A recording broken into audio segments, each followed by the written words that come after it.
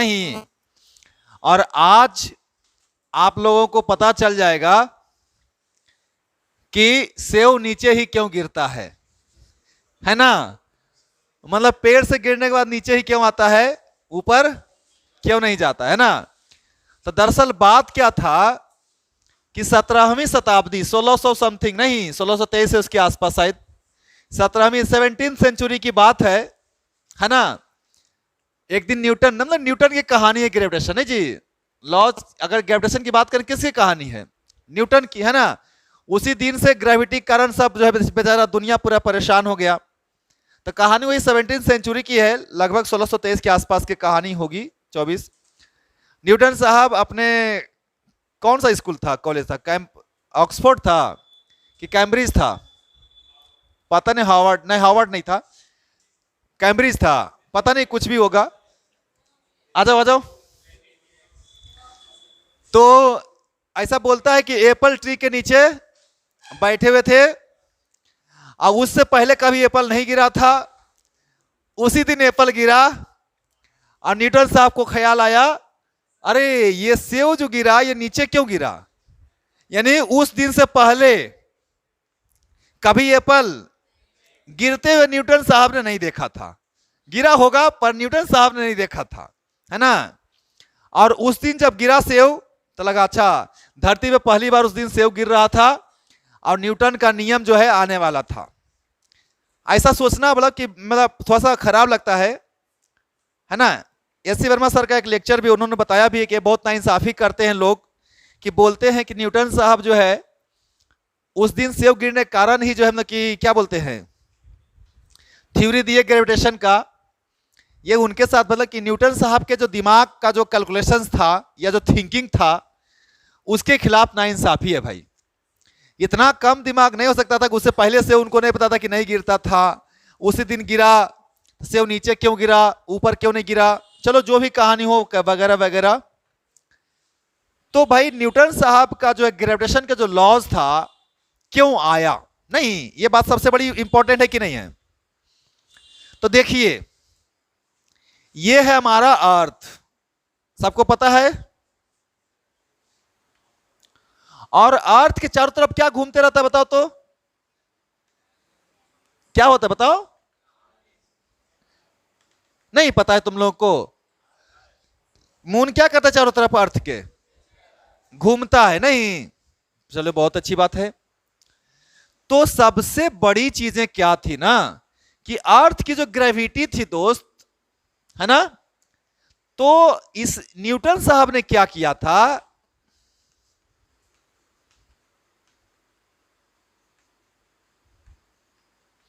जो हम लोग पढ़ते हैं न्यूटन्स लॉ ऑफ ग्रेविटेशन, इसको यूनिवर्सल लॉ ऑफ ग्रेविटेशन भी बोलते हैं। क्या बोलते हैं, यूनिवर्सल लॉ ऑफ ग्रेविटेशन, ठीक है। इसका जो जन्म हुआ वो इस जीनियस माइंड के कारण हुआ कि न्यूटन्स ने अर्थ पे रह करके, ठीक है, उन्होंने कंपेयर किया। कंपेयर किसको किया, acceleration due to gravity on earth, है ना, विथ, कंपेयर किया किसको बताओ, acceleration due to gravity on earth, है ना, with the acceleration of moon with which it revolves around earth।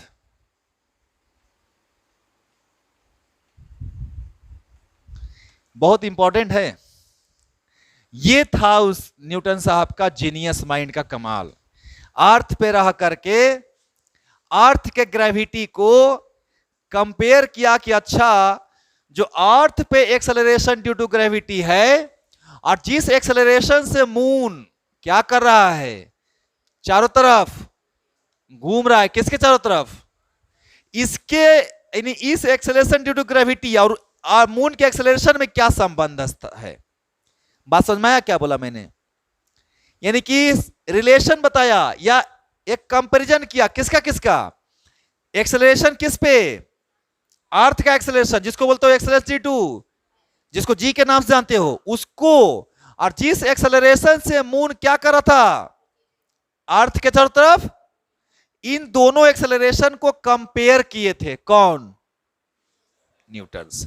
और ये उनका मेन ग्रेविटेशन का जड़ था या बोले तो रूट्स था, है ना। और तब उनको लगा कि पक्का इन दोनों बीच में कोई ना कोई फोर्स काम कर रहा है। नहीं, ये कैसा मोशन चल रहा था? सर्कुलर। नहीं, तो पक्का इन दोनों के बीच में कुछ फोर्स होगा अट्रैक्शन का, और फिर इस पे कौन सा फोर्स लग रहा होगा? सेंट्रीफ्यूगल फोर्स लग रहा होगा। नहीं, और तब उसने कंपेयर किया, नहीं तब बोला, तब आया कौन सा? Newton's law of. तो देखिए इस लॉ को आने का जड़ कौन है बताइए? इन 17th सेंचुरी न्यूटन ने क्या किया था? बताओ, फिर से बताओ, क्या किया था? कंपेयर किया था किसको किसको? Acceleration due to gravity on earth to the acceleration with which moon revolves around earth. Clear है ना? ये दोनों का कंपैरिजन के कारण ही ये लॉज आया। तो उन्होंने बोला कि पक्का इन दोनों बीच में कुछ ना कुछ फोर्स लग रहा है। नहीं, तो बोले यूनिवर्सल लॉ ऑफ ग्रेविटेशन में कि दुनिया में कोई भी मास हर एक दूसरे मास को क्या करता है? अट्रैक्ट करता है। क्या करता है? यानी कोई भी दो मास हो, चाहे बड़ा हो चाहे, उसके बीच में कुछ ना कुछ अट्रैक्टिव फोर्स लगता है। नहीं, और वो जो फोर्स होता है वो क्या होता है? तो दोनों के मास के प्रोडक्ट के प्रोपोर्शनल होता है, और डिस्टेंस के क्या होता है? स्क्वायर के इनवर्सली। बात समझ में आया कि नहीं? तो बात पहले पढ़ रही है क्या है माजरा, रियलिटी। समझ में आया बात? तो हम लोग लिखेंगे वही हेडिंग में क्या चीज, पहले इसको लिख लेंगे ग्रेविटेशन आया कहां से, अब फिर इस लॉ को लिखेंगे। तो इस लॉ को अभी नहीं उतारिएगा, ठीक है ना। पहले आप ग्रेविटेशन फोटो डालिए और आप जा डालिए कि भाई ये अर्थ और मून का संबंध के चर्चा हो रही है। नहीं, इसी से कहानी आगे बढ़ रही है। ओके, तो भाई क्या ये उतार लो डायग्राम, फोटो उतार लो, ये लाइन लिख लो, उसके बाद हेडिंग डाल दो न्यूटन्स लॉ ऑफ ग्रेविटेशन या फिर यूनिवर्सल लॉ ऑफ ग्रेविटेशन। उतारो जी, आए। हाँ, तो न्यूटन्स लॉ ऑफ ग्रेविटेशन बोलता क्या है बता सकता है तो इन लोग? तो बोलता क्या है कि एनी मास, है ना, अट्रैक्ट अदर मास, अट्रैक्ट अदर मास, ठीक है। And the force of attraction, यानी अकॉर्डिंग टू न्यूटन्स है जी, अकॉर्डिंग टू न्यूटन्स के साथ बोल रहा हूं, है ना, Newton's law of gravitation, Newton's law of gravitation, उसी के accordingly any mass attract other mass, है ना, and the force of attraction, force of attraction between mass is given as, मैं डायरेक्ट लिखता हूं, जो फोर्स ऑफ ग्रेविटेशन है directly proportional किसके बताओ? इसको बोलते हैं प्रोडक्ट ऑफ मास। इसको क्या बोलते हैं? Product of. और इनवर्सली प्रोपोर्शनल क्या है? हाँ, ये समझना है इसको बउआ। मास के साइज से कोई लेना देना नहीं है। सुन रहे हो बात को ना? हम क्या बात चर्चा कर रहे हैं? मास के साइज से कोई लेना देना, बड़ा मास छोटा मास को भी अट्रैक्ट कर सकता है और छोटा मास बड़ा मास को भी अट्रैक्ट कर सकता है, ठीक है ना। यानी ये हमारा मास है m1 और ये वही मास है क्या चीज, m2, और डिस्टेंस कितना है? कोई बच्चा बोलेगा सर हमको वैसे बताइए इसको, देखो इधर कंफ्यूजन एकदम नहीं रखना है। इसका मास बताओ m1, इसका मास बताओ m2, इसके बीच का डिस्टेंस बताओ। यहां पे दिक्कत तुम लोग को होना चाहिए। क्यों बताइए? डिस्टेंस किसके किसके बीच लीजिएगा? शेप पता है मेरे को मास का, इरेगुलर शेप है ना, तो इरेगुलर शेप में दिक्कत हो जाएगा नहीं। तो ये वायलेट किसके लिए होता है? पॉइंट मास के लिए। किसके लिए? या रेगुलर शेप के लिए नहीं। ये वायलेट किसके लिए है? वैलिड फॉर पॉइंट मास और इरेगुलर और रेगुलर शेप।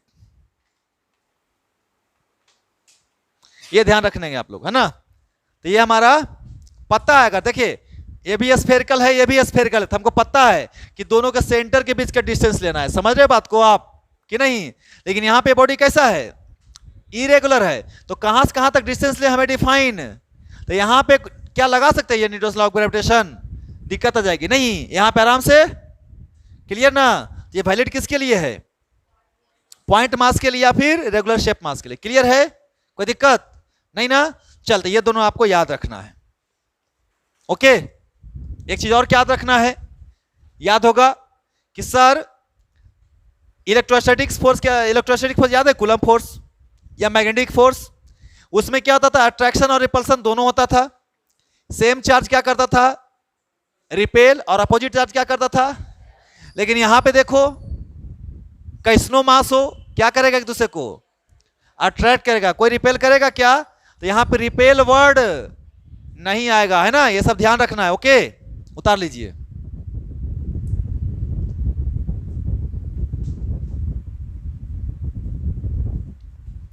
तो ये पॉइंट तो हो गया valid for point masses.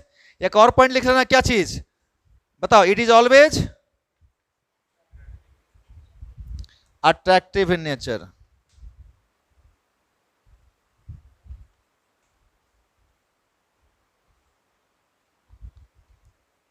Always attractive in nature.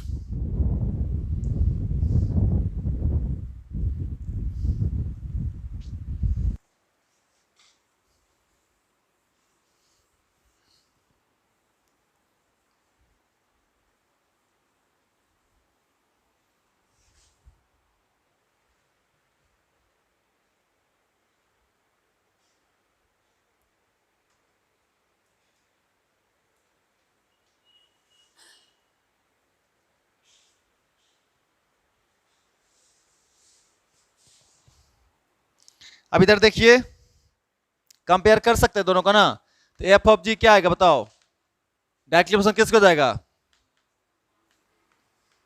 हो जाएगा। तो कितना आ जाएगा? बराबर हो जाता है ना। ये एफ ही रहने देता हूं। एफ जी बराबर कितना पता है ना जी? बोलो भाई। इसको जी को क्या बोलते हैं? Universal gravitational constant. Universal gravitational constant बहुत इंपॉर्टेंट है जी। आपको पता है हमारे टेक्स्ट बुक में यूनिवर्सल कांस्टेंट कै गो है? बता सकते हो? जी बाबा वैल्यू बताओ। 6 पॉइंट इंटू 10 के पावर माइनस 11। जी का मान निकाल रहे हैं तो इधर न्यूटन। एक काम करो ना बउआ, इसका ऐसा यूनिट के लिए बताओ मेरे को तुम। इधर जी लेके आओ। एफ हो गया इधर, और आर का स्क्वायर बट्टे में कितना? m1 m2।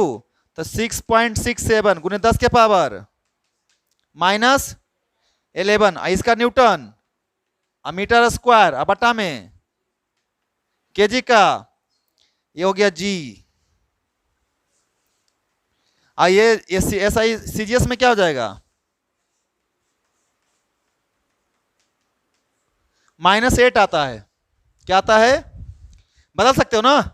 न्यूटन को 10 के पावर 5 बोलो भाई, मीटर स्क्वायर को 10 के पावर 4 और केजी को 10 के पावर 6 ग्राम स्क्वायर। तो 5 और 4 कितना?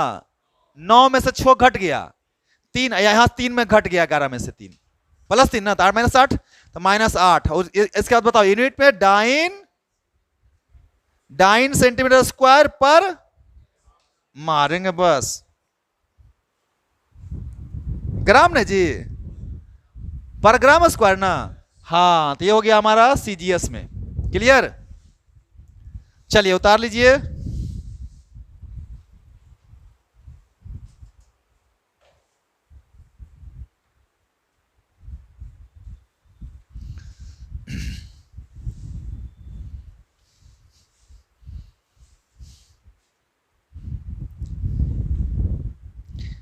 कभी कभी जी का डायमेंशन भी पूछ देता है,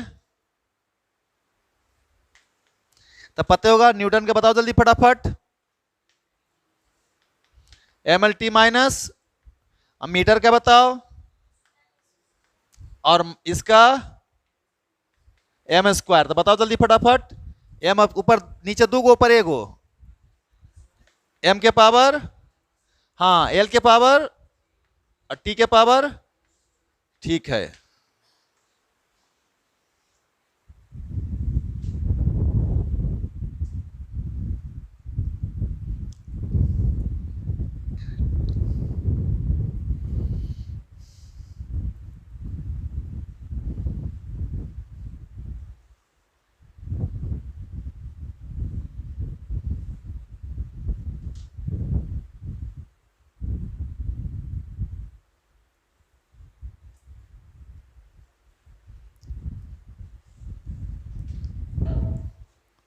कौन है जी?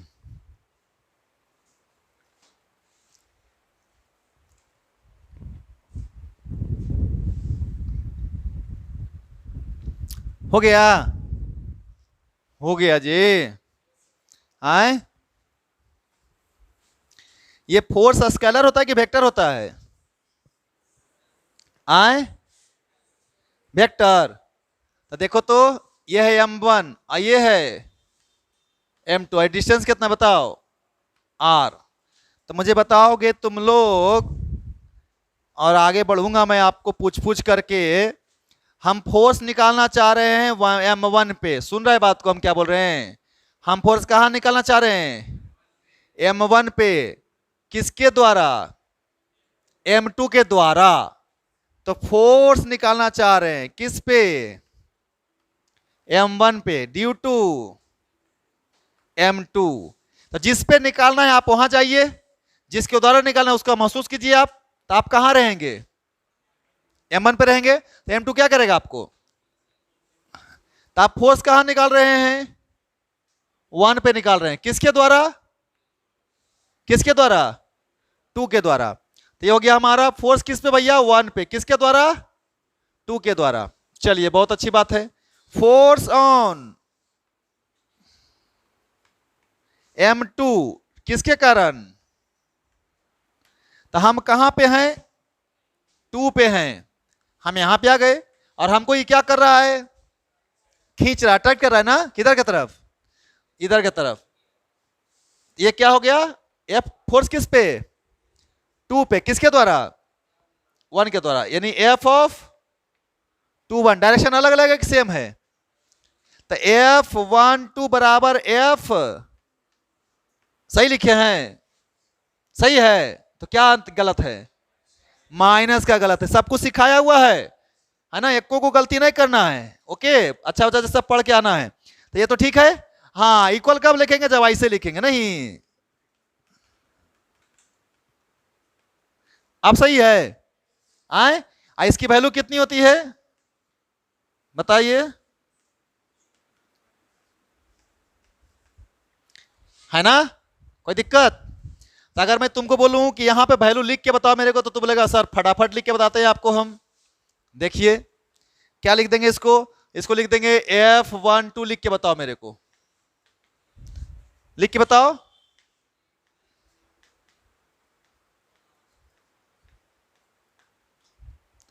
आर स्क्वायर खाली लिखेगा? आर का क्या लिखेगा? यूनिट वेक्टर लिखेगा। और ये कौन सा वेक्टर है? किसका यूनिट वेक्टर है? जो क्या बताता है? ये तो मैग्नीट्यूड ना है बउआ। और ये क्या है? ये क्या बताता है?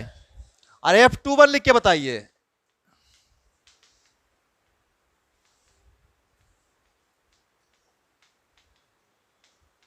ऐसे आए, इसको चाहता ऐसा भी से, अच्छा आर एक ये क्या है बताइए, तो ऐसे इसको लिख कर निकालते कैसे हैं, ऐसे निकालते हैं, बोलो फटाफट, ऐसे निकालते हैं ना। तो बताओ यहां से, चाहे तो ऐसा भी लिख सकते हैं, इसको बताओ, इसको क्या लिख सकते हैं, F12 बताओ।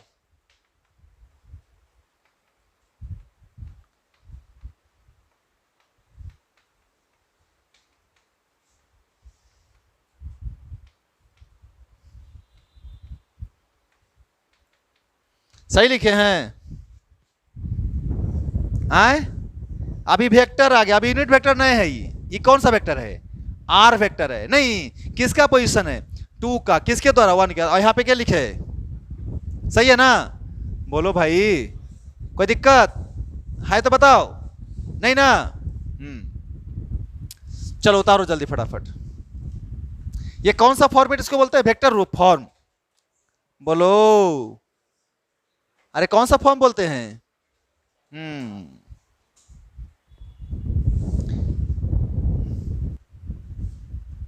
क्लियर।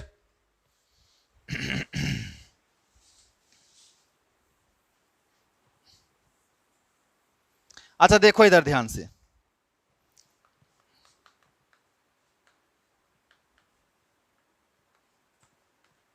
जी का वैल्यू पता है ना क्या होता है, बताओ, माइनस, हा, ये जो है ना वेरी वेरी स्मॉल वैल्यू है, क्या है ये,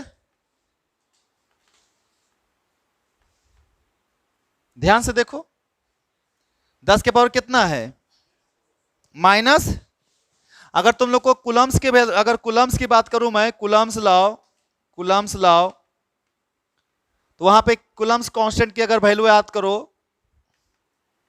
तो के का वैल्यू पता है कितना था, बहुत बड़ा था ना, कंपेयर भी किए थे ना तुम लोगों को याद होगा, ग्रेविटेशन का और किसको, इलेक्ट्रोस्टैटिक्स को, तो 10 के पावर माइनस 43 के आसपास आया था, याद है ना, आए 42 के 43 आया था, नहीं अगर बात करें हम एफ जी बटा में एफ ई, तो क्या आएगा, 10 के पावर माइनस 43 आएगा, मतलब क्या समझा इससे, कि ये क्या है, बहुत बहुत इलेक्ट्रोस्टैटिक्स फोर्स क्या होता है, बहुत बड़ा है, किससे, तो हम बोल सकते हैं कि ग्रेविटेशन फोर्स होता है ना, सबसे स्मॉलेस्ट फोर्स है नेचर का, ये क्या है, ग्रेविटेशन फोर्स स्मॉलेस्ट फोर्स है, नेचर फॉर फाइनाइट मास। अच्छा मैं फाइनाइट मास क्यों लिखा, अब देख भाई, जहां पे हम बात करेंगे अर्थ का और बात करेंगे सन का, बात करेंगे अलग अलग प्लेनेट का, तो मास क्या होगा, बहुत बहुत बड़ा है, तो वहां पे तो कुछ अच्छा खासा वैल्यू मिलेगा। अब लेकिन हम बात करेंगे कुर्सी का, टेबल का, एक ब्लॉक से 2 केजी का, 5 केजी का, 10 केजी का, 20 केजी का, तो ये सब का मास कितना है, बहुत छोटा है ना जी, तो इसका फोर्स क्या आएगा, बहुत बड़ा बड़ा आएगा, क्या आएगा, बहुत छोटा छोटा आएगा ना भाई। अरे नॉर्मल लाइफ में जो हमको मास मिलता है उसकी वैल्यू कितनी होती है, 10 केजी, 50 केजी, 100 केजी, 200 केजी, ऐसा तो नहीं है ना कि 2-4-5 लाख केजी हो रहा है, नहीं ना। तो भाई अगर नॉर्मल लाइफ में हम अगर ग्रेविटेशनल फोर्स निकालेंगे तो क्या बहुत बड़ा आएगा, मास तो अपने छोटा है, एक ऊपर से सबसे बड़ा सबसे छोटा क्या है यहाँ पे, जी का मान है 10 के पावर माइनस 11 है, सोच रहे 10 के पावर माइनस 11, अरे 10 के पावर माइनस 11 क्या है, बहुत बहुत छोटा है ना। तो ग्रेविटेशनल फोर्स हमेशा क्या होता है, छोटा होता है ना। इसलिए जितना दिन तक हम लोग इलेक्ट्रोस्टैटिक्स पढ़े, कभी भी जी को कंसीडर, ऐसा तो नहीं था कि हम बताए थे ना, प्रॉपर्टी याद होगा ना, कि बिना मास का चार्ज पॉसिबल, जब जहां जिसमें भी चार्ज है उसका मतलब पक्का वहां पे मास भी, तो अगर चार्ज का अट्रैक्शन था तो मास का अट्रैक्शन था कि नहीं था, क्यों नहीं ले रहे थे, नहीं लेने का कारण क्या था, क्योंकि चार्ज के अट्रैक्शन के रिस्पेक्ट में या चार्ज की रिपल्सन के रिस्पेक्ट में मास का अट्रैक्शन क्या था, इतना छोटा था, उसको लेने से भी कोई फायदा, इसलिए कभी भी इलेक्ट्रोस्टैटिक्स में ग्रेविटेशन का नाम नहीं आया है ना। लेकिन एक्चुअली में लिया जा सकता, अगर क्वेश्चन बोला consider the effect of gravity, then we have to consider the mass also, but it is not possible because practically the gravitational force is very very small as compare to electrostatics force. Okay, so write down.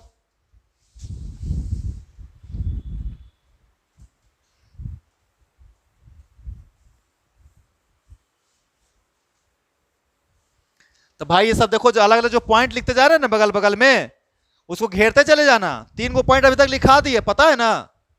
पहला point क्या लिखवाए, कौन से मास के लिए valid होता है, पहला पॉइंट लिखवाए थे ना. उसके बगल में कुछ और लिखे थे यहां पे, याद है क्या लिखे थे. आए हाँ, अट्रैक्टिव, ऑलवेज अट्रैक्टिव इन. और अब तीसरा पॉइंट वहां लिखाया है ना. ये सब बिंदु को याद रखिएगा बउआ, इंपॉर्टेंट पॉइंट्स है छोटा छोटा.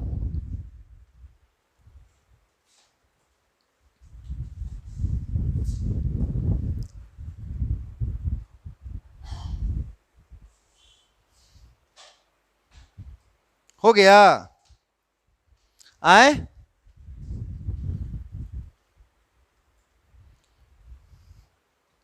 देखिए आप, अर्थ को आप लोग देखे हैं, ये अर्थ है. रेडियस का कितना मान लें, आए आर का वैल्यू बताया था ना, लगभग लगभग 6400 किलोमीटर. नहीं, इन एक्चुअल पता है तुमको, अगर देखेगा तो अर्थ कुछ ऐसा है. यह है इक्वेटर और यह है पोल, है ना बउआ. आर ई क्या है, रेडियस ऑफ इक्वेटर है.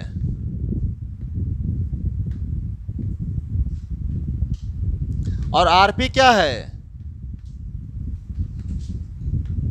रेडियस ऑफ पोल है. यानी कि अर्थ पता ना, ऐसे थोड़ा सा ऊपर से चपटा है ना जी, बचपन से पाया ना. लेकिन ऐसा भी नहीं है, क्या करोगे, स्फेरिकल बोल दिया गया है.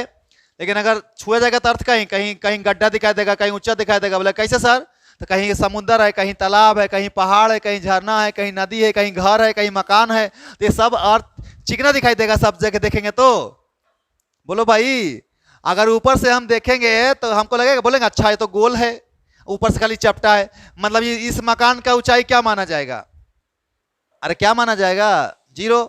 एवरेस्ट की ऊंचाई को क्या माना जाएगा, ये 0 माना जाएगा. तो नाइंसाफी है कि नहीं अर्थ के साइज के साथ, शेप के साथ.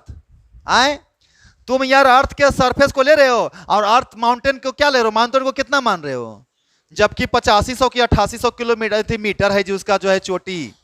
नहीं, तो वहां पे अगर अर्थ को छुएंगे तो क्या लगेगा बताइए, बड़ा सा ऊपर पीक दिखाई देगा ना, कि नहीं दिखाई देगा. और चले जाएंगे वैली में तो कहाँ दिखाई देगा, वहां पे अर्थ का सरफेस क्या नजर आएगा. हाँ, तो अब हम मानते क्या, नारियल की तरह गोल. नहीं, बचपन में पढ़ा जाता था ना, अर्थ जो है नारियल की तरह क्या है, गोल है, ऊपर से चपटा थोड़ा सा है. तो ये सब कहानी ऐसा है. लेकिन अर्थ ऐसा कुछ स्फेरिकल तो स्फेरिकल होता, अरे भाई नहीं होता है. क्यों नहीं होता है, क्योंकि कहीं पहाड़ है, कहीं झरना है, कहीं तालाब है, कहीं समुद्र है, कहीं खाई है. समझ रहे बात को ना. तो ये सबको हम क्या मान के चल रहे हैं, सबको फ्लैट मान के चल रहे. नहीं, ये सब फ्लैट. यहाँ पे देखेंगे तो यहाँ पे एवरेस्ट नजर आएगा, इधर देखें तो मिडिल क्लासेस का बिल्डिंग थोड़ा सा नजर आएगा. नहीं, तो इस सरफेस को यहाँ से ऐसे आएगा तो क्या नजर आएगा, यहाँ पे इधर क्या नजर आएगा, ऐसे यहाँ क्या खाई नजर आएगा ना जी. फिर इधर मिडिल, समझ रहे बात को ना आप. तो एक्चुअली में सरफेस कैसा दिखाई देगा, गड्ढा, कहीं ऊंचा, कैसा ना. लेकिन क्या मानते हैं सबको हम, नेग्लिजिबल मानते हैं ना. तो देखिए ध्यान से, इक्वेटर का जो रेडियस होता है ना, वो पोल के रेडियस से ज्यादा होता है. कितना किलोमीटर ज्यादा होता है, आए इक्वेटर पे रेडियस क्या है थोड़ा सा, और पोल पे रेडियस अप्रोक्स कितना किलोमीटर, 21 किलोमीटर का डिफरेंस माना जाता है. जनरल की बात मैं कर रहा हूं, है ना. तो ये अर्थ का, अब ऐसे वॉल्यूम ऑफ अर्थ क्या निकाला जाएगा, वॉल्यूम ऑफ अर्थ बताइए, वॉल्यूम ऑफ अर्थ यानी एवरेज रेडियस है ये. तो 4/3 पाई आर क्यू निकालिए लो जरा, अगर कैलकुलेट करना जानते हो तो.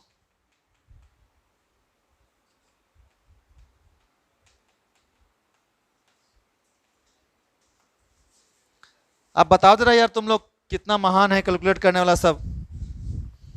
है ये हमारा वॉल्यूम है किसका, क्या चीज में, क्योंकि 64 को बदल दिए क्या चीज में, मीटर में नहीं, 1000 से मल्टीप्लाई कर दिया ना। ये हमारा वॉल्यूम ऑफ अर्थ है, देख लेना कैलकुलेट करके।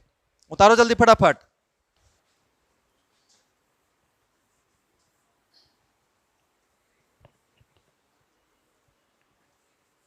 चलिए आगे बढ़े।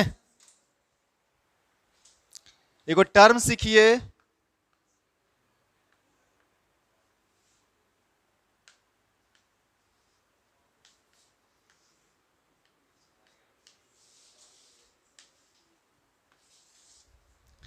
Acceleration due to gravity. इधर देख बउआ सब लोग जरा ध्यान से समझो, ये कौचे हो,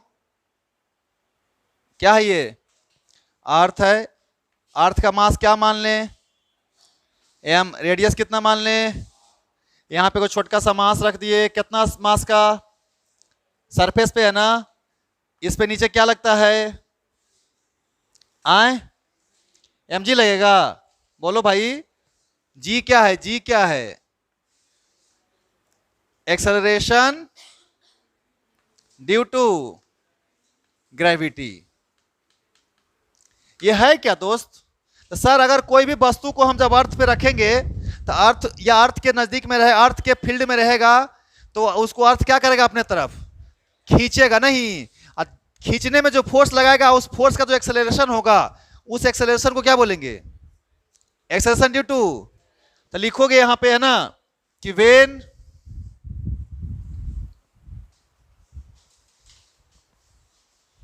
है ना, क्या लिखेंगे कि वेन है ना, अर्थ पुल एनी ऑब्जेक्ट है ना due to its own gravity, then the acceleration produced by the pull force, by the gravitational pull force, gravitational pull force, ठीक है, due to earth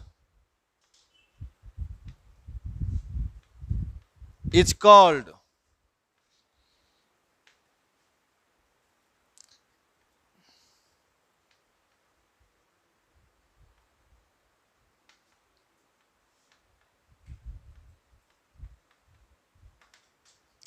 acceleration due to. तो बताइए, लेट कर लीजिए, एक्सेलरेशन ड्यू टू ग्रेविटी क्या मान लें, acceleration due to gravity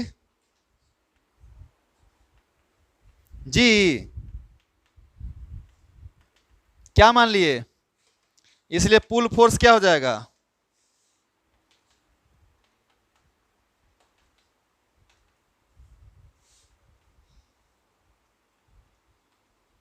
बोलो हाँ या ना, आए तो बताइए तो, gravitational force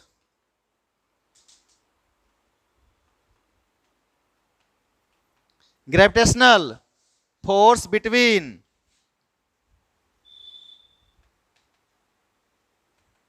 mass and earth. तो बताओ हुआ, अर्थ का सेंटर ऑफ मास कहां पे होगा जी, यहां पे होगा। तो इस पूरे मास को कहां पे माना जाएगा, इसका मास कहां माना जाएगा, तो दोनों मास के बीच का डिस्टेंस कितना है, आर है ना हो। तो बताइए फोर्स ऑफ ग्रेविटेशन बताइए जल्दी सा, सही बोल रहा हूं, आए तो इसको पुल करने वाला यही है ना बउआ, हाँ है ना। तो इसीलिए क्या लिखेंगे, एफ जी किसके बराबर हो जाएगा, एम जी के। अरे बोलो भाई, इसको पुल किया, कौन पुल किया, अर्थ। क्यों किया, क्योंकि अर्थ का मास क्या था, बहुत बड़ा था, पार्टिकल का मास, तो दोनों के बीच में क्या लगा, न्यूटन्स लॉ ऑफ ग्रेविटेशन काम किया। जब भी दो मास रहेगा, दोनों मास के बीच में ग्रेविटेशनल पुल होगा, ये होगा, कि नहीं होगा? तो चलिए भैया, तो ये हमारा एफ जी हो गया। एफ जी की वैल्यू कितना निकल के लाए हो, जल्दी बताइए।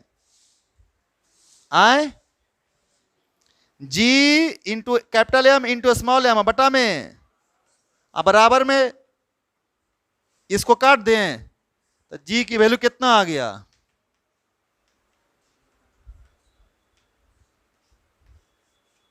G M by R square. यानी ये वाला जी किसका है? अर्थ का है। इसको इस पार्टिकल के शेप से, इस पार्टिकल के साइज से, इस पार्टिकल के मास से कोई लेना देना? तो मेरा भी अर्थ एक्सेलरेशन ड्यू टू ग्रेविटी कितना होगा? 9.8। आपका भी कितना होगा? इस पेंसिल का भी एक्सेलरेशन ड्यू टू ग्रेविटी कितना होगा? इसका, क्योंकि इसके शेप से, इसके मास से, इसके बॉडी से, इसके साइज से कोई फर्क, इस जी को इस छोटका एम से कोई लेना देना है? कोई मतलब नहीं है। ये किस पे डिपेंड कर रहा है? बड़का एम पे डिपेंड कर रहा है। किस पे डिपेंड कर रहा है? बड़का एम पे। और क्या चीज पे डिपेंड कर रहा है? Distance between mass. अरे रेडियस मत बोलते ना, यहां पे तो संजोग से मास कहां रखल था? सरफेस पे ना जी, तब ने तुम आर ले लिया है। जरूरी है सरफेस पे रहे? अरे बोलो भाई, नहीं ना। आम बताओ, आम जो तुम लोग बोलता है ना, एप्पल, एप्पल न्यूटन साहब का एप्पल गिरा था ना, तो एप्पल कने लटकल है? हवा में ना। अर्थ के सरफेस पे है? नहीं ना। कितना ऊंचा है? कुछ होगा कितना? 10-20 फीट, 50 फीट, 100 फीट? नहीं हो आए। अलग बात है 64,000 किलोमीटर के रिस्पेक्ट में 10-20 फीट का कोई वैल्यू नहीं है, लेकिन है कि नहीं है? है ना हो। हाँ, तो वही बात हम कह रहे हैं कि ये जी को कोई मतलब नहीं है किससे? पार्टिकल के या बॉडी के मास से, बॉडी के शेप से, बॉडी के साइज से, है ना। तो एक पॉइंट और बढ़ा दीजिएगा यहां पे लिखने के बाद। अब इधर जरा देखिए तो आप लोग ध्यान से, इसको मिटा दें।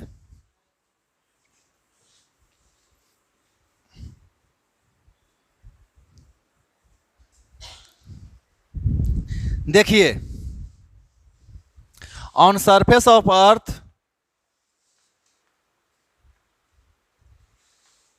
जी बराबर लिया जाता है कितना बताओ?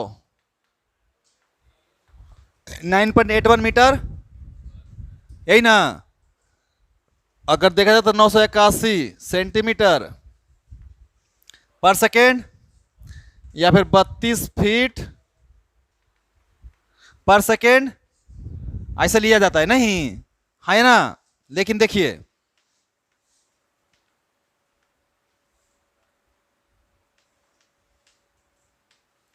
अगर बात करें एट इक्वेटर पे, सुन रहे हो बात को? तो इक्वेटर पे जी के मान कितना हो जाएगा? आर ई का स्क्वायर। और एट पोल क्या हो जाएगा?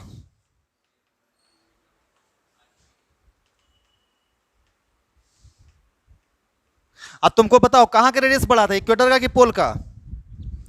इक्वेटर का ना जी। कितना बड़ा होता है? हाँ, तो यहां पे क्या होता है? आर इक्वेटर बड़ा होता है किससे? तो ये बड़ा है कि ये बड़ा है? तो ये कम होगा ना। तो क्या होगा? इसीलिए जी क्या होगा? तो इक्वेटर पे क्या होगा? जी का मान कम होगा। पोल पे क्या होगा? होगा ज्यादा कि नहीं? ये ध्यान रखेंगे आप लोग। पता नहीं, शायद जीपी जो होता है ना, वो जीई प्लस 0.18 होता है मीटर पर सेकंड स्क्वायर।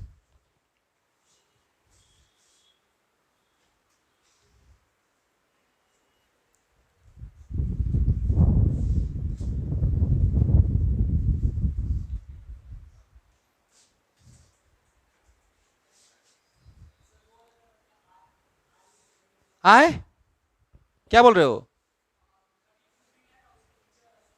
32 फीट पर सेकंड स्क्वायर। वो तो ये बोलते कि इक्वेटर का रेडियस बड़ा है किससे? पोल के रेडियस से। अरे भाई, ऐसे अर्थ ज्यादा है और ऐसे में अर्थ है ना कम बउआ। अरे नहीं समझ में आ रहा है क्या? ऐसे में अर्थ क्या है और ऐसे में अर्थ क्या है? तो देखिए, यहां पे नीचे ज्यादा है तो वैल्यू क्या आएगा? कम आएगा। यहां पे नीचे कम है तो वैल्यू क्या आएगा? तो किसका जी का मान ज्यादा कहां पे होगा? जी का मान ज्यादा कहां पे होगा? पोल पे कि इक्वेटर पे? पोल पे। क्यों? जहां का रेडियस कम वहां पे ग्रेविटी ज्यादा है ना जी। यानी कि जी किसके प्रोपोर्शनल है? अरे जी किसके प्रोपोर्शनल है ना। ये भी भाई यहां तो उतार लो और नोट करके लिख लो कि एक्सेलरेशन ड्यू टू ग्रेविटी, यहां उतार लीजिए सब लोग, सब कुछ उतारिए। तो लिख लो एक नोट करके, acceleration due to gravity, acceleration due to gravity, acceleration due to gravity is independent, acceleration due to gravity is independent from, independent from क्या क्या चीज है इंडिपेंडेंट? बताओ जल्दी फटाफट। Mass, shape and size of object, very good. Independent from the mass shape size of object. तो किस पे डिपेंड करेगा? प्लेनेट के मास पे नहीं, किस पे डिपेंड करेगा? Mass of the planet. Okay, and distance between object, distance between, देख इधर, हम लोग जानते हैं, वी नो कि सर मास जो होता है into volume, sorry mass by volume को क्या बोलते हैं बताओ? तो मास को क्या ले सकते हैं? Volume into density. तो वॉल्यूम क्या होता है? इनटू में, ये किसके जगह पे लिख सकते हो तुम? तो जी को क्या ले सकते हो? जी इंटू एम बटे में, रहने दे जी, एम के जगह पर लिख,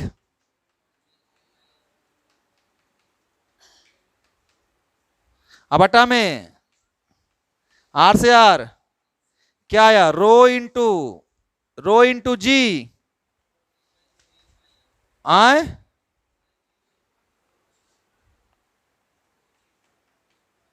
यही है। अरे जी का वैल्यू यही है जी, 4/3 रो जी इंटू पाई। ये भी लिख सकते हो जब डेंसिटी दिया रहे, कब? जब डेंसिटी दिया रहे तब। इधर देखो तो, ऑन अर्थ जी का मान बताओ, 9 पॉइंट,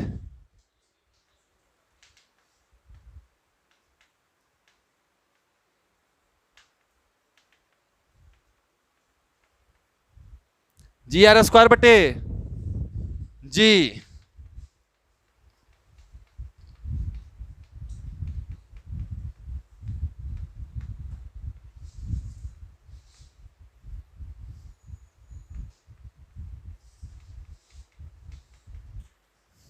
ठीक है ना बाबू? आए, अब तुम लोग ये जो ना मास कैलकुलेट कर सकते हो, किसका मास है ये? अर्थ का। हाँ, जब यहां पे रख देगा ना तुम मास, तो क्या निकाल सकते हो? डेंसिटी भी निकाल सकते हो। किसका बोलो? निकाल सकते हो ना। तो आप मास भी निकाल सकते हो और आप डेंसिटी भी निकाल सकते हो। अगर क्वेश्चन आए तो आपको बस खाली कैलकुलेशन आना चाहिए, बाकी आप निकाल सकते हैं। उतारिए जल्दी फटाफट। हम लोग बात कर रहे थे जो इंपॉर्टेंट है ना, सबसे पहला पॉइंट क्या है? वेरिएशन ऑफ जी। क्या चीज? वेरिएशन ऑफ, यानी एक्सेलरेशन ड्यू टू।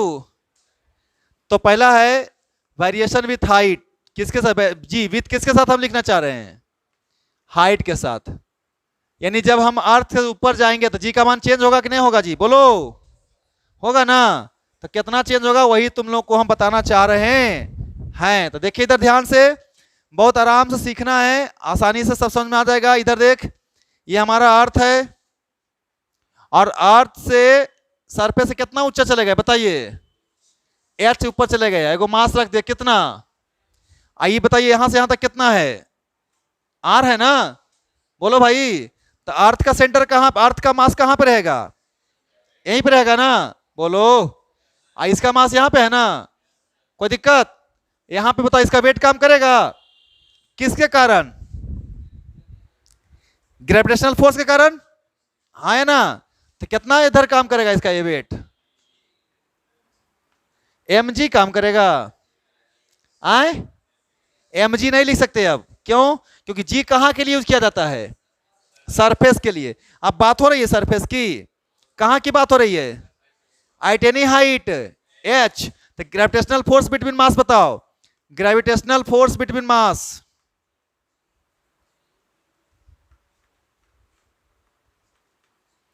तुम लोग ही कैलकुलेट करो, एकदम आसान आसान चीज है सब, है ना। रिपीट खाली करते जाना है थोड़ा सा, अब बेसिक फंडा यूज करना है, मैथमेटिक्स जितना पढ़ सकते हो पढ़ो बउआ। ग्रेविटेशनल फोर्स बिटवीन मासेस बताओ, जल्दी बताओ। जी ठीक बोल रहे हो, कैपिटल एम, स्मॉल एम, अब बटन बताओ, आर प्लस एच का, ये किसके बराबर इक्वेट कर दें, हाँ या ना, क्योंकि ग्रेविटेशन पुल तो ये है ना, वेरी गुड। अब ई एम से ई एम, तो जी डैश की जगह पर क्या देगा, जल्दी बोलो फटाफट, अब बटा में आर प्लस एच का, यही फॉर्मूला हो गया और क्या, है ना जी, साफ साफ दिख रहा है। अगर हाइट बढ़ेगा तो जी का मान, है ना। अगर इच्छा आपकी है कि नहीं हम मैथमेटिक्स के स्टूडेंट हैं, हम थोड़ा सा अलग पढ़ेंगे, तो देखिए इधर ध्यान से, जी डैश बराबर, जी रहने दीजिए, इसको कोई छेड़छाड़ मत कीजिए, यहां से आर कॉमन ले लीजिए, तो क्या बाहर निकलेगा, अरे क्या कॉमन निकलेगा, हाँ, तो यहां क्या बचा, अब प्लस में यहां पे बताइए एच बाई आर, इसका कोई दिक्कत है, बोलिए। ये देखिए ये जाना पहचाना नाम दिख रहा है, सरफेस का ग्रेविटी है कि नहीं है बताइए, G M by R square कहां का ग्रेविटी है, तो जी डैश बराबर, ये जी है क्या, अब बटा में कितना आ रहा है, ये तो जी हो गया, और नीचे में 1 प्लस एच बाई आर का, है ना, हो ऐसा भी लिख सकते हो सर, जी लिख रहने दीजिए, और 1 प्लस एच बाई,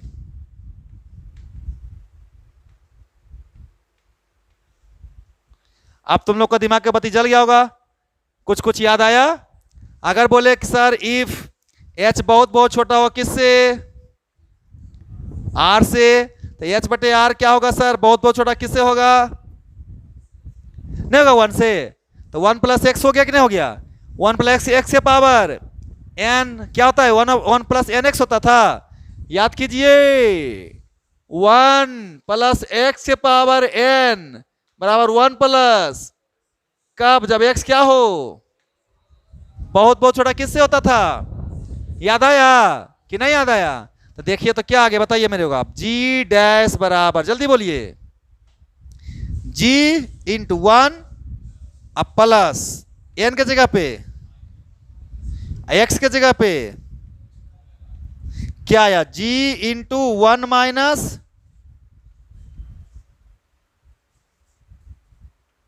कब ये लगाते हैं जी, जब हमारा एच की हाइट क्या हो, जैसे बताया था ना आम पे। अब एवरेस्ट पे चले जाएंगे, एवरेस्ट पे जी का मान थोड़ा सा क्या हो जाता है, घट जाता है, नहीं आदमी को सांस लेने में क्या हो जाता है, दिक्कत हो जाता है, नहीं थोड़ा सा अपने आप को अनकंफर्टेबल महसूस करता है। घटने का कारण ही है कि वहां पे ज्यादा एयर होता, क्योंकि जहां पे ग्रेविटी नहीं होगा वहां पे हवा रहेगा, वो तो अपने आप हल्का होता है, नहीं तो उसको खींचने वाला कोई चाहिए ना, कि नहीं चाहिए, तो ग्रेविटी नहीं रहेगा तो क्या होगा बताइए,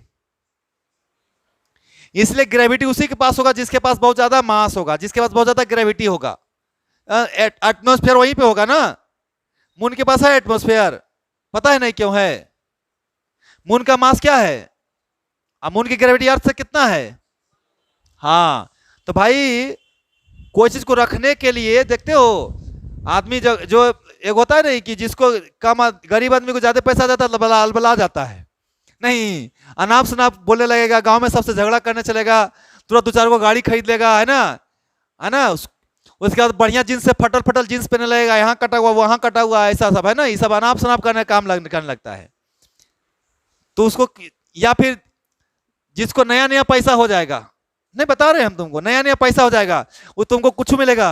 अरे वाह, पता है टी शर्ट खरीदे हैं 2000 का है, जूता खरीदे हैं, ऐसे नहीं समझ लेना। अगर जो आदमी तुमसे ऐसा बोलता है ये इतना हम खरीदे हो, तो समझ लो इसको भाई पैसा नया नया आया है ना।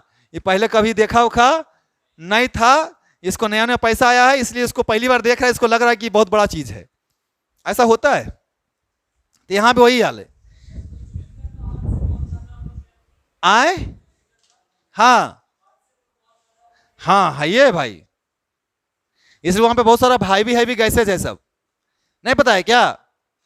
अरे बृहस्पति के पास हवा से भारी भारी गैस है वहां पे, काहे है भारी भारी गैस, उसको भी क्या कहले है, वो खींच ले है, मतलब तुमको जाने ही नहीं देंगे हम, तू कैसे चल जाएगा, है ना। हाँ, आप सैटर्न पे मत पहुंचाइएगा, क्योंकि सैटर्न क्या है, खुदे कोई सॉलिड मास नहीं है, वो हवा का ही क्या है, गोला टाइप का, आंधी का। चलो उतारो जल्दी फटाफट।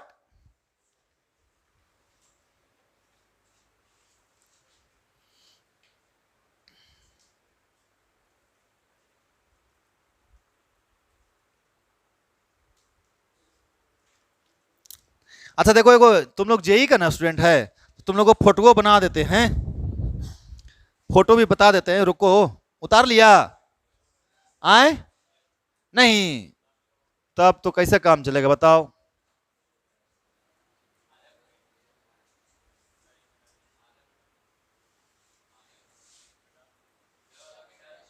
इधर ला, इधर देखो तुम लोग, जी डैश के जगह पर लिखेगा G-2, ऐसे लिखेगा ना।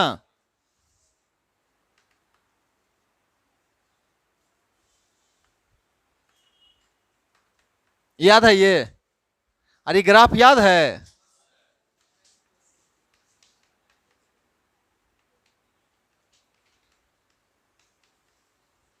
समझ में आया, आए आ ही गया तो हमको क्या दिक्कत है। Variation of G with respect to, बोलो भाई, अरे सही है ना, एच। तो जब एच का मान 0, तो जी का मान किसके बराबर, सरफेस के बराबर ना। और उसका जैसे जैसे हाइट देंगे क्या होते जाएगा, बढ़ते जाएगा, इनफाइनाइट पे क्या हो जाएगा जा करके, आई नहीं घटे, यही होगा जी, बोलो भाई। तो ये वाला ग्राफ है किसके लिए बताओ, हाँ जी डेस ले ले। अब ठीक है, ये यहां पे कितना है, जी है, इसका स्लोप कितना है, ये स्लोप कितना है, tan थीटा कितना, माइनस लिख दूं, कोई बात नहीं, तुम लोग होशियार, ऐसे भी दिख रहा है एंगल 90 से बड़ा है, नहीं दिख रहा है क्या, अरे 90 से बड़ा है कि नहीं है, तो माइनस नहीं हो लिखेगा तो कोई फर्क नहीं पड़ेगा, लेकिन चलो लिखवा दिया तो कोई दिक्कत नहीं है, उतारो। लेकिन प्लीज ये वैलिड कब है, जब हाइट रेडियस से क्या हो, बहुत बहुत, ऐसा नहीं कि हम चल गए हैं एवरेस्ट पे और एवरेस्ट से ऊपर चल गए हैं, नहीं, चल गए हैं सोलर कौन सा लेयर है, वो ओजोन लेयर पे पहुंच गए हैं, अब फॉर्मूला यही लगा रहे हैं, तो नहीं, ऐसा नहीं काम चलेगा, नहीं हो। ये सब 2 4 5 10 मीटर के लिए ठीक है, अब तुम मानो चलेगा 2 4 हजार किलोमीटर पर ऊपर पहुंच गया, बोला कि अब ये भी यही फॉर्मूला लगाएंगे 1 - 2h/r, तो सही सही रिजल्ट देगा। तो फिर ये वाला फॉर्मूला लगाना जी, इधर देखो बउआ लोग, अरे ये वाला फॉर्मूला लगाना,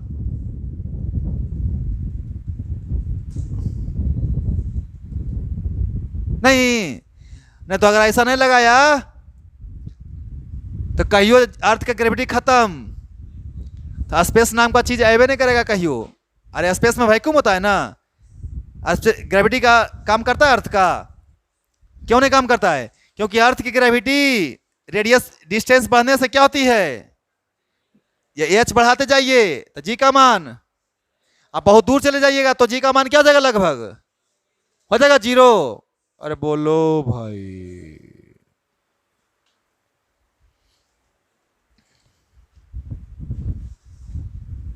उतारो,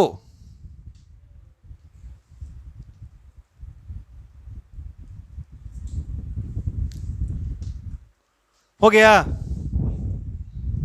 आए,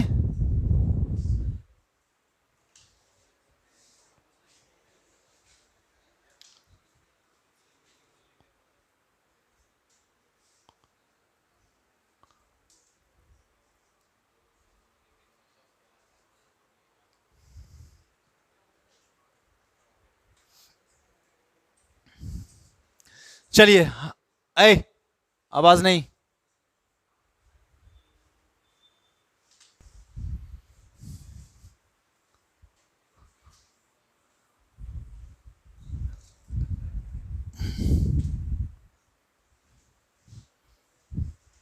देखो तो बउआ जरा सा ध्यान से।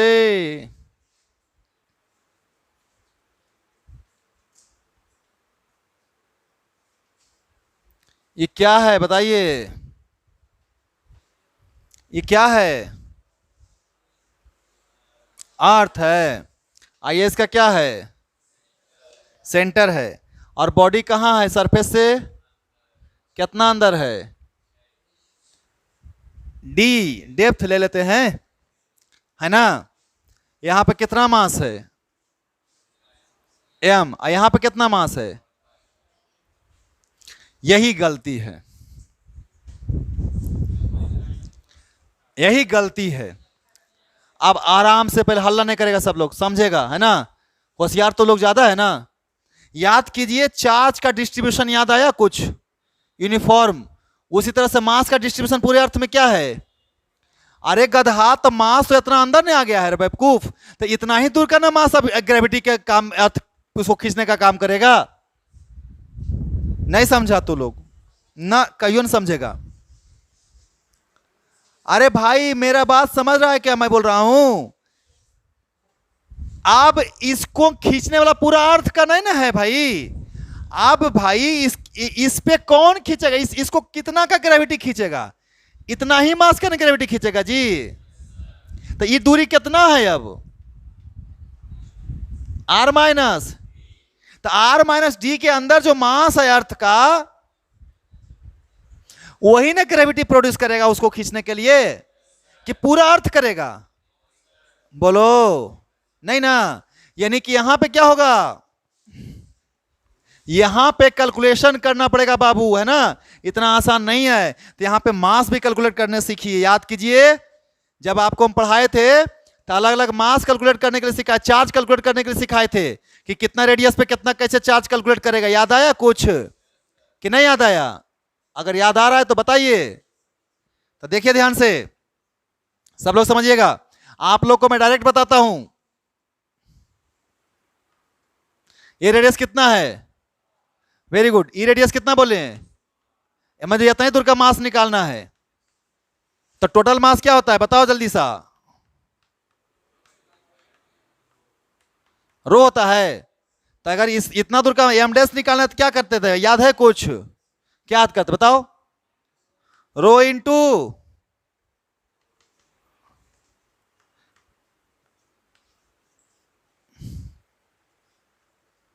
नहीं याद आया ना? याद कहां से आएगा? इधर देख, पूरा वॉल्यूम बताओ। आए, 4/3 पायर क्यू, है ना? उसका मास कितना है? ये रो नहीं, sorry, capital M, capital M, ठीक है ना? इधर देख, 4/3 पाई आर क्यू का मास कितना है? तो यूनिट वॉल्यूम का मास क्या होगा?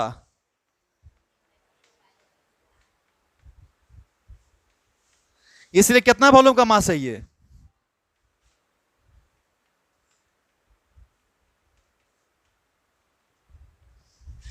कितना वॉल्यूम का मास निकालना है? इतना ही वॉल्यूम का ना। तो क्या इसको मल्टीप्लाई करेगा? 3, बोलो, आई इंटू में पाई आर, अगुना में स्मॉल आर का क्यू। 4/3 4/3 कैंसिल, पाई से पाई क्या आया? कैपिटल एम आई इंटू में स्मॉल एम बटे इसका ये कितना किसका मास निकला? इतने दूर का मास निकला, हाँ या ना? अन्यथा एगो और काम कर, चल इधर देख, इसका वॉल्यूम कितना मान लें? याद है कुछ? सर एम डैश कैसे निकालेंगे सर? तो रो इंटू वी डैश निकाल देंगे सर, नहीं बताए थे? जितना वॉल्यूम का मास निकालना है उसको डेंसिटीज क्या कर दीजिए। याद होगा तो, याद आया होगा तो बताइए मेरे को। आप नहीं याद आया? बताए थे? Yes sir. तो बताइए मेरे को, रो रहने दीजिए। अब कितना का निकालना है बताइए? वी डैश के वैल्यू बताइए। स्मॉल आर मान लें, स्मॉल आर मान लें, चलो स्मॉल आर मान लेते हैं, यही ना? अरे बोलो भाई। और डेंसिटी कैसे निकालते हैं? मास बटे, तो मास कितना है टोटल, और total density total volume, total mass बटे टोटल वॉल्यूम, और बटे में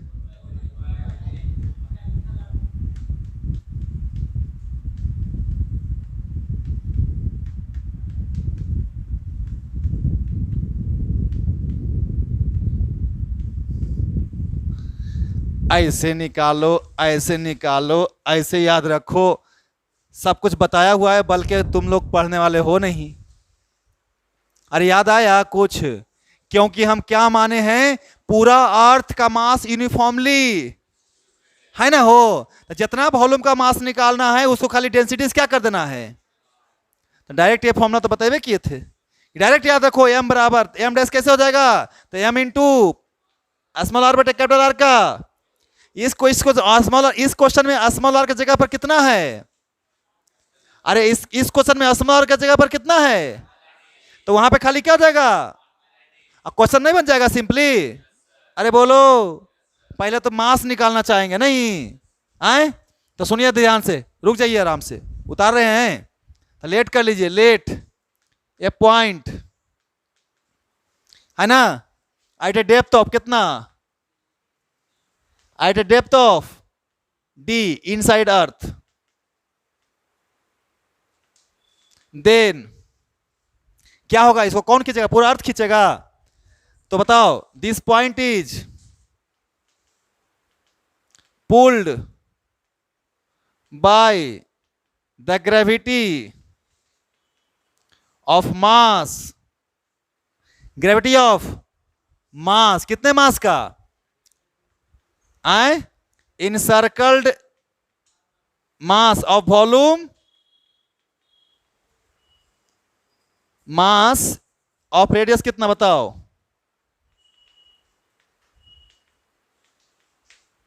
आर माइनस, हाँ जी बोलो। अरे ठीक है, कुछ मानो ना तुम, लेकिन क्वेश्चन में तो आएगा कि अर्थ से कितना नीचे निकालना है, तो डी के टू रूप में आएगा ना। स्मॉल और मान के भी तुम क्या करेगा? नहीं समझा? तो बता मेरे को, let a point at a depth of D inside, लेकिन then this point is pulled by, कौन इसको खींचेगा? बाय द क्या? ग्रेविटी ऑफ कौन सा मास? ऑफ रेडियस, कि पूरा रेडियस का मास? पूरा रेडियस का मास नहीं ना, पूरा रेडियस का मास कब नजर आएगा? जब हमारा पॉइंट सरफेस के ऊपर रहेगा। नहीं, यहां तो खुद सरफेस किधर है? अंदर घुस गया है ना, तो इस सब मास इसको खींचेगा? ये सब मास क्या नहीं खींचेगा? उसको ऊपर खींचेगा, सेंटर की तरफ खींचेगा?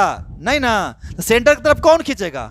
जितना मास अभी सेंटर में बचा हुआ है, तो इतना ही दूर तक का ना मास बचा हुआ है कि नहीं? ये दिमाग लगाना पड़ेगा, नहीं लगाओगे तो नहीं बनेगा क्वेश्चन।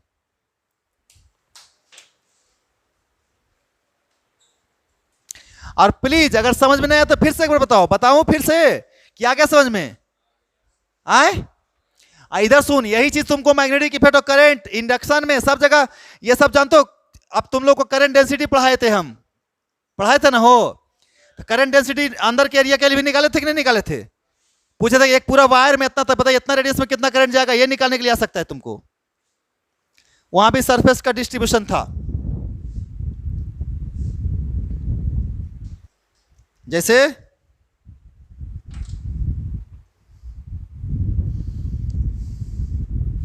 अगर मैं तुमको बोलूं कि इतना मोटा तार है, देखो इधर, अब पूरा सॉलिड है, क्या है? पूरा सॉलिड है। अब पूरे तार से करंट जा रहा है आई, तो ये जो आई करंट इतना एरिया में जा रहा है, तो अगर मैं तुमको बोलूं कि बताइए इतना दूर में कितना करंट जा रहा है, इस इतना दूर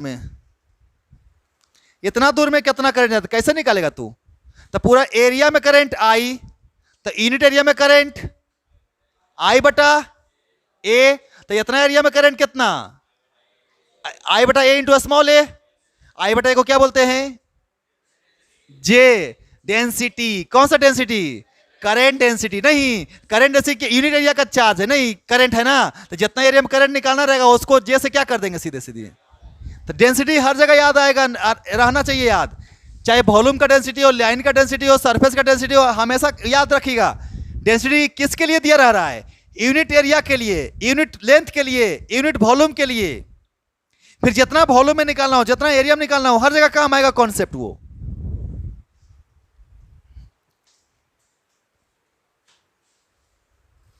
अगर आप सीरियसली में कभी कंपेयर खाली करना सीखेंगे ना, तो एक ही टर्म आपको 10 जगह अलग अलग तरीके से मिलेगा, और सबका कंपेरिजन कर लोगे तो 10 याद हो जाएगा।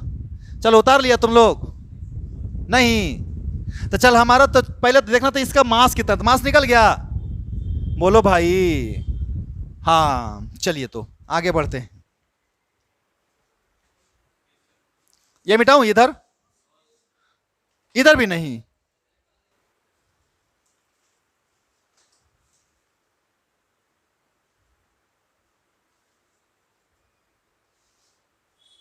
हो गया जी।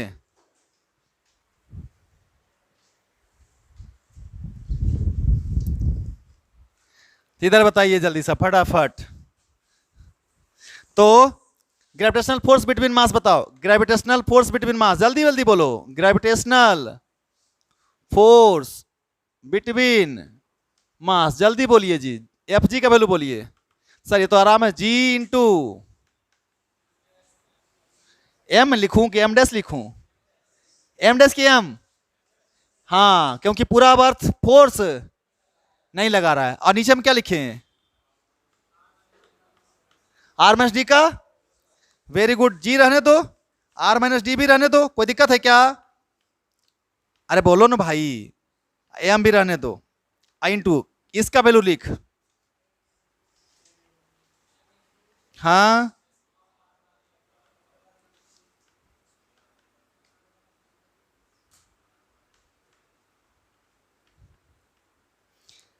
कोई दिक्कत है ऐसे लिखने में, तकलीफ है क्या? बोलो ना यार, नहीं ना, कि है तकलीफ? नहीं ना, कुछ कटा तो बताओ। कट गया ना? फिर से देखिए, जी दिख रहा है, एम बोलो भाई, आर का, क्यू वेरी गुड, और छोटका एम आई इंटू में आर माइनस डी, क्लियर है ना? ये हो गया किसका वैल्यू? आइए फाइनली बराबर किसके होता है? अरे बराबर होता किसके है? और निकालना क्या है? जी डैश ना, कि नहीं निकालना है? और ये वाला फोर्स एक्चुअली बराबर किसके होगा? पुल फोर्स के, तो एम जी, तो ये फिर से स्मॉल एम, क्योंकि इस जी को बॉडी के मास से कोई मतलब है नहीं, किससे मतलब है? जो इसको खींच रहा है उसके मास से मतलब है। तो बताइए मेरे को आप, अब यहाँ पे तो कुछ बचा ही नहीं जी, ये तो क्वेश्चन डायरेक्ट ऑप्शन है, इसमें तो कुछ सॉल्यूशन भी नहीं करना पड़ता है, पता है? डीडीएस की वैल्यू बोलो जल्दी फटाफट। जी एम सही बोल रहे हो, बटा में इधर बताओ आर माइनस, एक काम करो, क्या किए बताओ? आए आर कॉमन किए, नहीं तो इससे फायदा क्या हुआ? स्टैंडर्ड फॉर्मूला फिट हो गया नहीं? जी एम बटे में आई इंटू 1 माइनस डी बटे, ये कौन सा जी है बताइए? सरफेस वाला है कि नहीं है? तो आ गया ना जी डैश बराबर कितना आ गया? ये कहां का फॉर्मूला है? सरफेस के अंदर।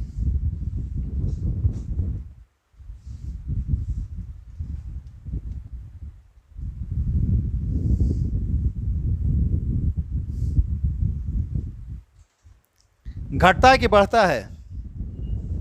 आए, घटता है ना कि बढ़ता है?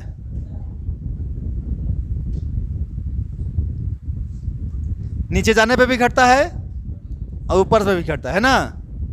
अरे देखो ना भाई, चल तो ग्राफ फिर से बना लेगा तू लोग। देखो तो d का मान 0 पुट करो, सरफेस के बराबर है कि नहीं है? आए, हो गया यहाँ पे। और नीचे आते जाओ, सही है? बोलो भाई, अरे ठीक है ना? स्लोप कितना आया इसका?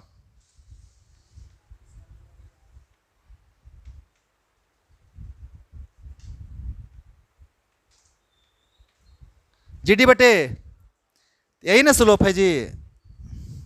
इसको सिंप्लीफाई करो, माइनस जी बटे में इंटू में डी या प्लस में कितना बराबर लिखे? और इसको पहले लिख दिए, इसको बाद में लिखे। तो y is equal to M X plus X की जगह पर क्या है और y की जगह पे, तो y is equal to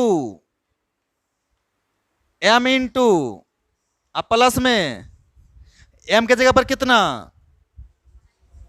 minus minus G by, very good. यहां पे tan थीटा इजिकल टू कितना? एक चीज बताऊं, देखो तो हाइट बढ़ने का उस पे कितना था, 2g/r था, तो किसका स्लोप ज्यादा है? उसका ज्यादा है ना, तो ज्यादा तेजी से किसका घटेगा? दुगना। समझ में नहीं आया? दिमागी बत्ती जलाओ, समझ में आएगा। इसका स्लोप g/r, उसका स्लोप यानी कि तेजी से कौन घटेगा?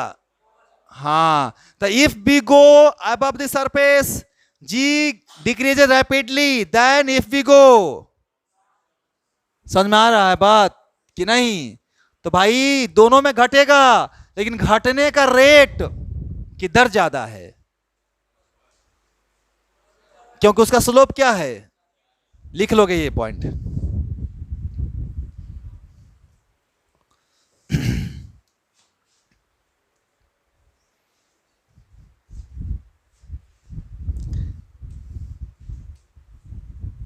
है ना? लिखोगे? अच्छा पहले उतार रहे हो, ठीक है, उतारो उतारो। आए, लिखोगे the rate of decrement of ji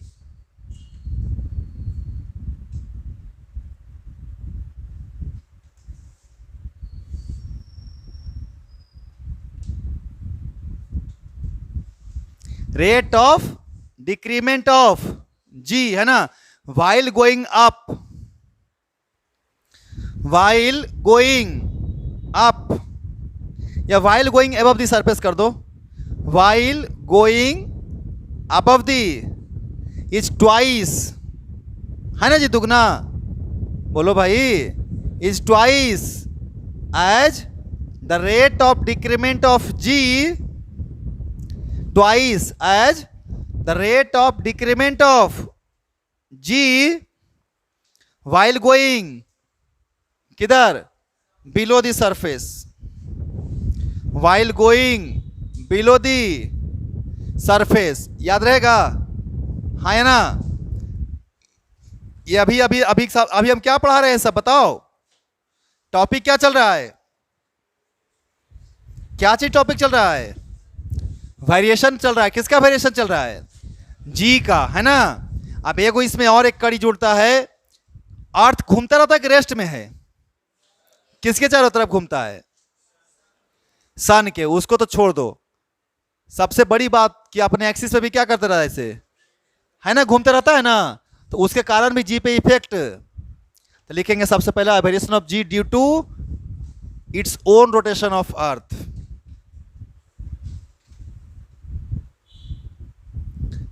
variation of G due to its own rotation of अर्थ।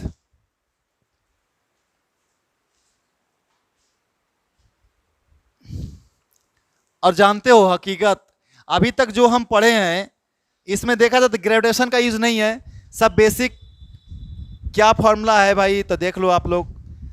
सब तोड़ किस पे रहे हैं, पूरा पढ़ा हुआ चीज़ों पे तोड़ रहे हैं ना।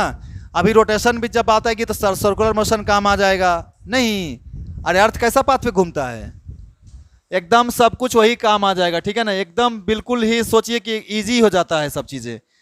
ग्रेविटेशन इसीलिए बहुत आसान माना जाता है। और एक चीज़ बताए, सबसे बड़ी खूबी क्या है कि कुछ हो जाए, एगो क्वेश्चन तो ब्रह्मा का लकीर है एवे करेगा जेई में। ग्रेविटेशन से कुछ हो जाए, एगो क्वेश्चन तो पक्का एवे करेगा। और नीट में तो 3 गो 4 गो एकदम गर्दा मचा देता है कभी कभी। तो सोच लीजिए कि अगर 3 गो भी आया कम से कम, तो 4 या 12 नंबर तो एकदम पक्का आ जाएगा, नहीं। और जेई को तो 4 नंबर फिक्स है, एकदम सबसे आसान। चल इधर देख। अरे तुम लोग को क्या बोले थे हम?